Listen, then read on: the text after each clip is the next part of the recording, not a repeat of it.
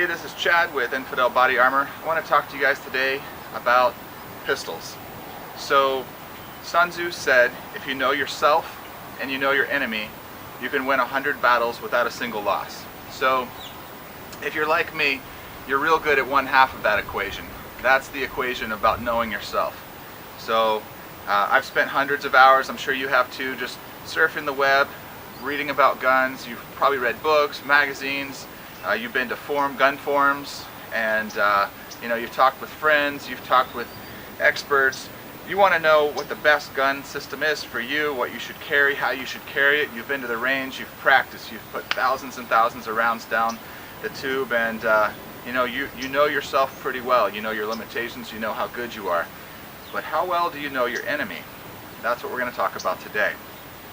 So, how much time do you spend thinking about the weapon that your enemy is going to use?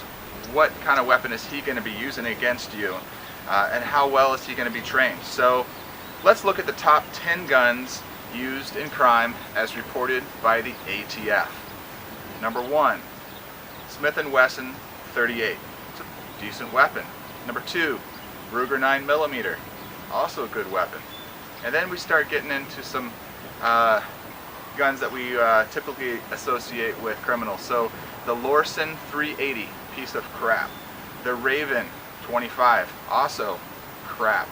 Mossberg 25. Now this is a shotgun. So far we've been talking about pistols, but one of the top 10 guns used by criminals is the Mossberg 12 gauge. It's a good gun.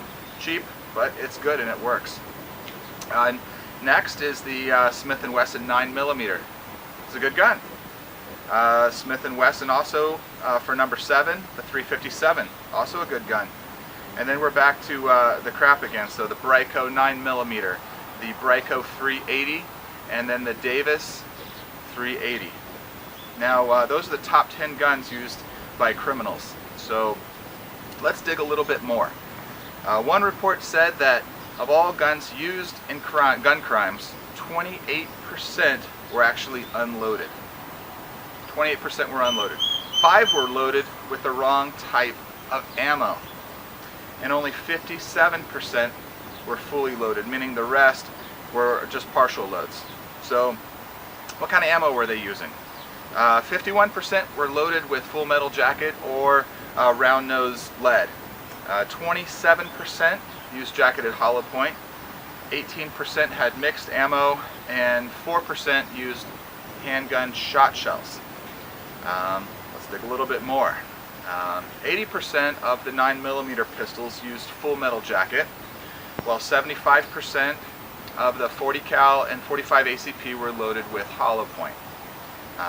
In 2015, the California Department of Justice released a study that said a full 84% of firearms used in crimes were pistols.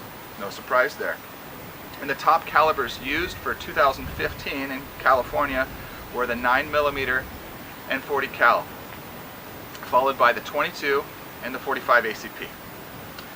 How many crimes were committed with the 357? 0.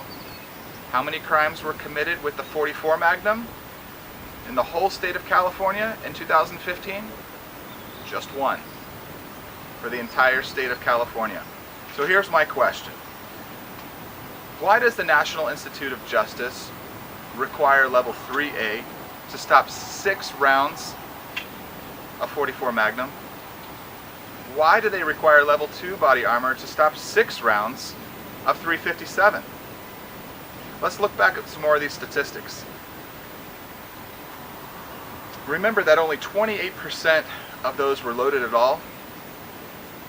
Of the guns tested in the study, 41% were actually non-functioning. Pull the trigger, nothing happens. Even with a round in the chamber, nothing happened. A full 41% were non-functioning. And if you include the guns that could only fire 3 rounds, they tested these guns, they could only fire 3, either they ran out of bullets at the on the 4th round, or they couldn't get past that because of a malfunction. Only 66% of guns could fire 3 rounds at all. Okay, let me explain a little bit more. Your typical concealable body armor that police would wear level 3A that stops the .44 Magnum. That weighs over 5 pounds. If you knock it down to the to level 2, you can save almost half the weight. The lighter the armor is, the more likely you are to wear it. So I've just been developing some new lightweight body armor that will stop the 9mm, it'll stop the 38, and it will even stop one round from the vaunted .44 Magnum. You'll be feeling that one in the morning for sure, but at least you'll be feeling it. Something else to consider is that the Bureau of Justice tells us that of all firearms that are used to commit crimes, only 11% of the victims are actually shot at. And something else to consider is that 15%, a full 15% of guns used in robberies are actually toy guns. So what's the takeaway? If you're going to face a criminal, chances are you're going to be facing someone that's holding a 9mm or a .380. There's a good chance that it won't fire, and if he can get it to fire, there's an even better chance that he'll only be able to fire 3 rounds at you. Not 6, only 3. Assuming you're hit, you'll most likely only need the armor to protect against the 9mm and the .380. So why punish yourself by paying more and carrying around all that extra weight needlessly if the rounds that you're most likely to be facing are the 9mm and the .380. Now you know your enemy a little bit better. Infidel makes lightweight armor that can stop most common threats. You want the full 3A armor anyways? We'll do it. We know every environment is different and we respect that. Send us a template and we'll make you a new set of body armor that meets your needs.